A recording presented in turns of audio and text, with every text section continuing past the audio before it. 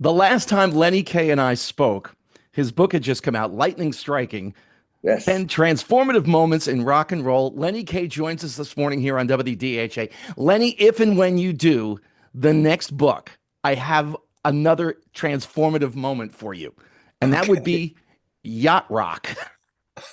Well, there's many transformative moments. I mostly chose the ones that transformed me, essentially. It's a very kind of subjective. There's a lot of great transformative moments in time that could have been in there, but these were the ones that like influenced who I have become over well, these past 60 years of being in music. Oh, there's a new HBO documentary. I guess you can call it a documentary on yacht rock. It came out of a joke that some people had put together. I don't know if you've ever seen those videos on YouTube or not. They're very, very funny.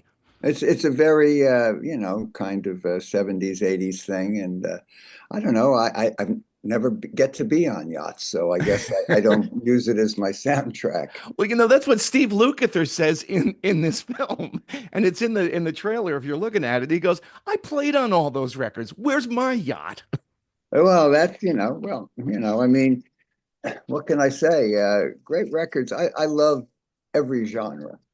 There's I'm associated with several of them, but to be honest, I just really like to listen to music. I like to be challenged by music. I like to kind of go down the rabbit holes and learn about music, and it's kind of endlessly fascinating. I mean, I still get up in the morning and I get to think about music all my day. I play it, I listen to it, I collect it, and basically live my life within it, which I think is a very, blessed thing, to be honest. You mentioned rabbit holes. The two that I go down most often on YouTube are Power Pop and Motown, and I can get lost for hours and hours in there. So many great Motown songs that are yet to be discovered, and of course, Power Pop.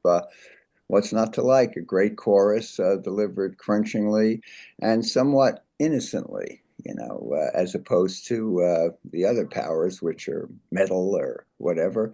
But what can I say? Every day there's, I go to record fairs all the time, like the WFMU one, or they have them here in Allentown. And, I walk into a room full of recorded material. And I like to think I know a little bit about the music, but to be honest, maybe I know like 10%, maybe 15%. And you just know that there's incredible artists and lost recordings and everything just waiting for you to discover it, which is why my music room has too many records. Well, one of the things I definitely want to talk to you about is coming up on Saturday, December 14th at Outpost in the Burbs, a benefit show for njarts.net that features you and your band along with Tammy Faye Starlight. She's Right. doing the Beggar's Banquet album, which should be phenomenal. She's a Oh, wonderful performer. she's incredible. I mean, she inhabits these personalities, Nico and Marianne Faithfull and the Stones. I'll be less rock, to be perfectly honest. I'm not really bringing a band because I like to kind of in these shows read from my book, tell stories, uh, and especially this one, which is commemorating 60 years of my being in bands. The first time I ever got on stage or on a floor with a band was at the Chi Psi Fraternity House at Rutgers, November of 1964. I was a band called the Vandals. And this will be a retrospective in a certain way of many of the places I've been and touched upon. It should be a very commemorative vacation. I'm going to be accompanied by Jim Mastro from Hoboken. He's going to be playing bass for me.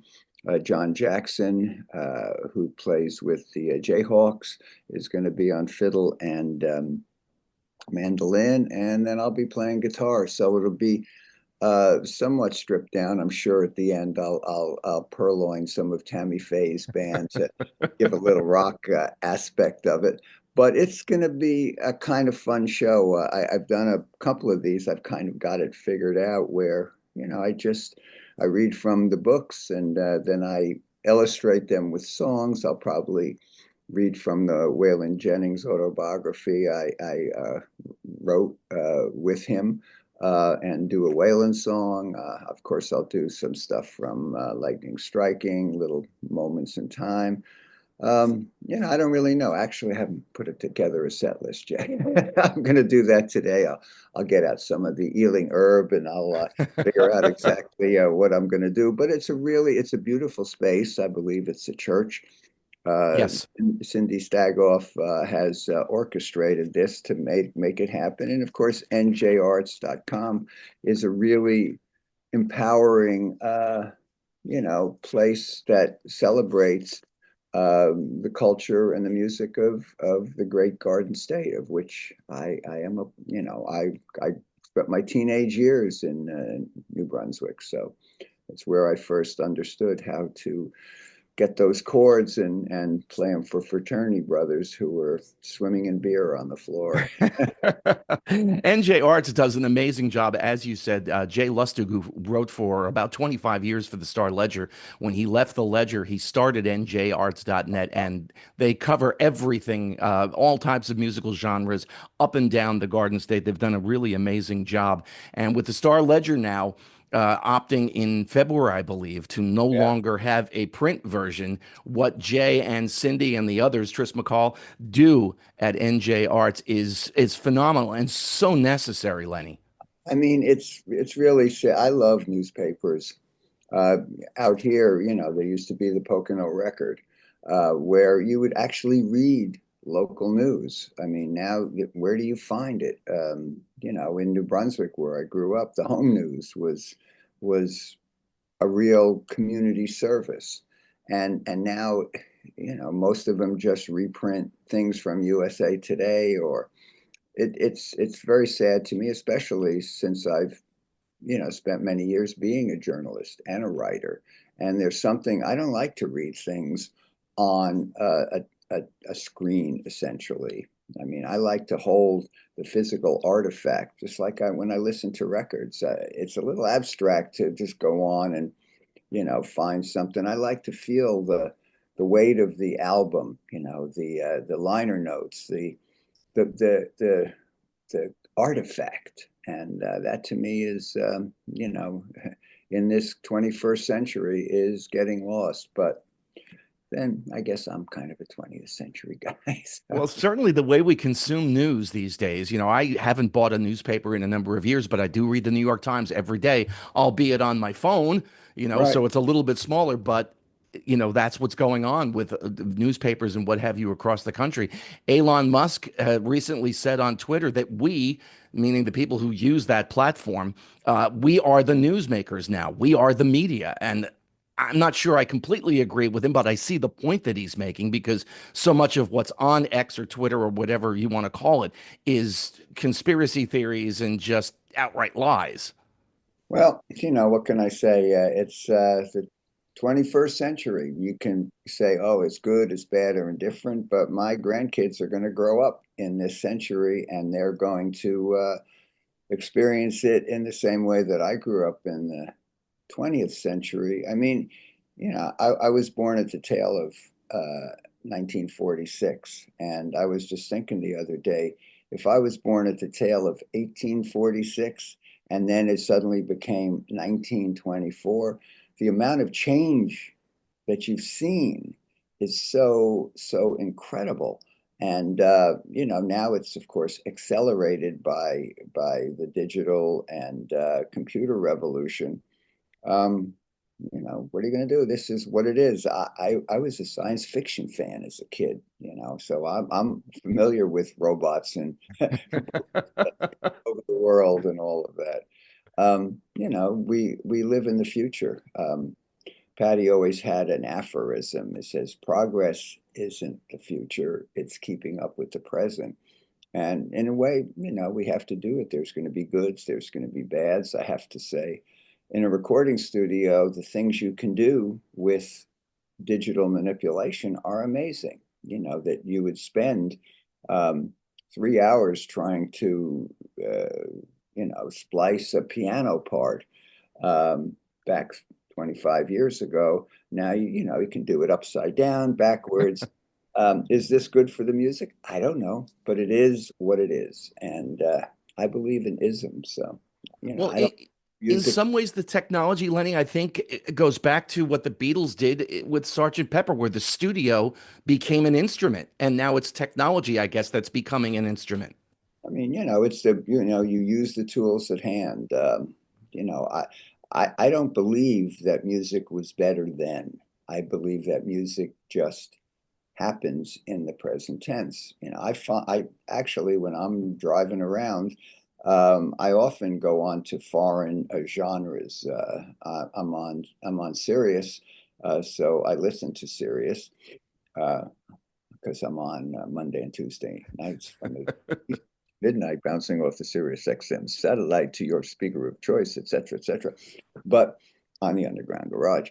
But I also listen to the TikTok channel because I find those records kind of really interesting and certainly hooky, and the music of the moment. You can't say that, because music is always changing.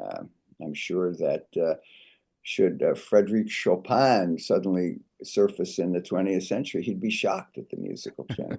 But, I like to listen to Chopin, and I like to listen to Charlie Parker, and I like to listen to wild country artists from the golden age of country. And, I like to listen to the music of the present because hopefully it all combines into who we are at this musical moment in time. You referenced Patti, and that, of course, being Patti Smith. I want to point out as well, there's a Patti Smith tribute concert coming to Carnegie Hall next year on March 26th that has an amazing lineup of musicians who have been announced, and I'm sure there'll be more. Michael Stipe is one of them, Ben Harper. I can't believe it's the 50th anniversary of the release of Horses. It just doesn't seem possible. I mean, I can't believe it, but it's going to be, it'll be celebratory. This strange record that we put together a half a century ago. I mean, it was 2 years ago was the half century of Nuggets. Um, we have a little aphorism within the Patti universe. The guardians of history are soon rewarded with history themselves. And I really feel lucky that I've been able to make a mark in the great tapestry of rock and roll, whatever that is. Well, this Saturday, December 14th, coming to Outpost in the Burbs in Montclair. It is a benefit for njarts.net with Lenny Kaye and Tammy Faye Starlight. You can get all the tickets and information online at outpostintheburbs.org. Lenny, thank you so much for your time. Great show this It's weekend. Good great to spend luck. some quality time with you and know that I just love the radio. And when I'm driving down Route 80, I got 105.5 like direction signal, and I'm listening to you. So great. Have a good one. NJ means no jive.